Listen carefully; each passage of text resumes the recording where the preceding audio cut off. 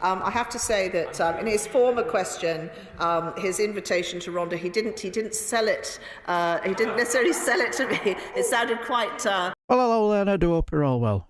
How is this news of Penny Mordaunt fearing for her life in quite a funny exchange between the leader of the House of Commons and Labour MP for Rhondda, Chris Bryant, on topicals on the 15th of December 2022? Thank you, Mr. Speaker. Will the Leader of the House just check whether government ministers are on strike?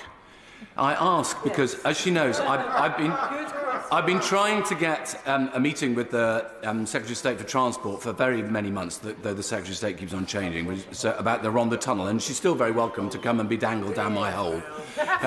But I'm also trying, because I'm meant to be co-chairing with the government minister, the programme board trying to create a national strategy for acquired brain injury. I've been trying to get a meeting with the Secretary of State for Health since July. Now, admittedly, he was sacked in September and then only reappointed in October. But nonetheless, it's many months now, and I still can't even get a meeting with the junior minister for social care. It really does feel as if they're not taking their job seriously.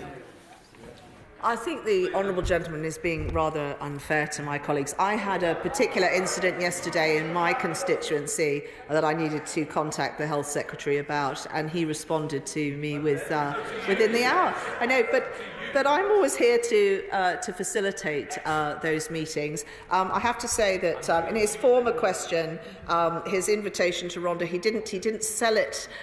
He didn't necessarily sell it to me. It sounded quite that I might be taking my life in my hands. But of course, I'm always happy to visit the honourable member's constituency. However may, in the corridors of power, politics can have their funny moments. And I just found Chris Bryant's play on words and especially his facial expressions, as Penny Mordaunt said. Perhaps he didn't sell it as well enough. I did find it humorous, but I totally understand his frustrations, because we do have a party that has had more prime ministers at PMQs than I've had hot dinners, made a pig's ear of COVID, and a cost of living crisis, and more cabinet reshuffles than I've had change my socks. Also, the Brexit Project Feign is now Project Fact. No wonder opposition parties and the UK are all frustrated with a party that has people like Priti Patel, Jeremy Hunt, Kemi Badenoch, Dominic Raab and our leaky Suella Braverman.